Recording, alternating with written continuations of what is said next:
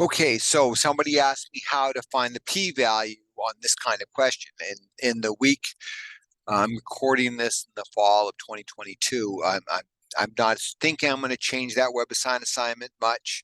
I'll probably leave it the same. We have to deal with the critical values of chi-square, and that makes the decision. But we can also do this with p-values, and this is the corresponding problem in the book. It's on page 214, and they're saying, here's what we counted for colors in a bag of M&Ms, and here's what the proportions are supposed to be.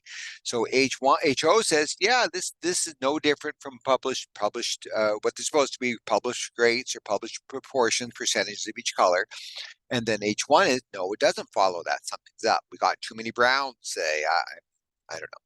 So in week 13, WebAssign, you did one of these by filling out the goodness of fit table and finding calculating chi-square and then looking up the critical value.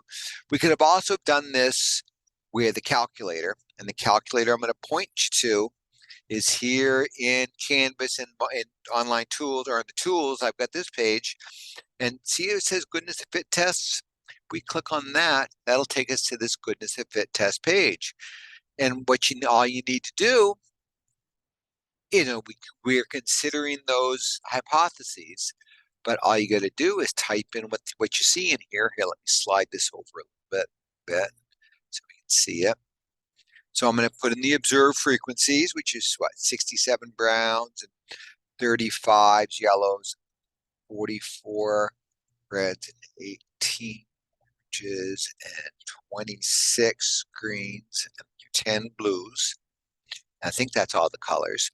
And then we've got the expected proportion, so we don't actually have to calculate the expected frequencies, which is just these numbers times 200, right?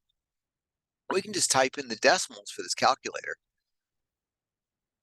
0.2, and then 0.2 again, and then 0.1, 0.1,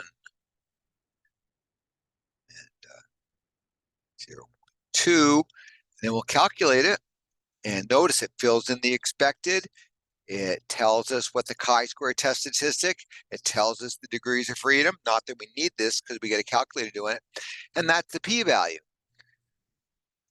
Okay, so remember, that's what you need for WebAssign. That's what you need for the week 14 quiz. In this case, what I'm seeing, because my p-value is larger than my level of significance, what level of significance the textbook to throw 5% at us. So this is bigger than 5%. We're going to fail to reject HO. The data doesn't support the claim that M&Ms don't fit. I guess how I would word this is the data test whether or not, I guess the claim would be that they do fit. So I would say the data supports the claim because they're fitting. Okay, there's enough data, something like that. Okay, so that's how you use that calculator to get the p-value. I hope that gives you what you need.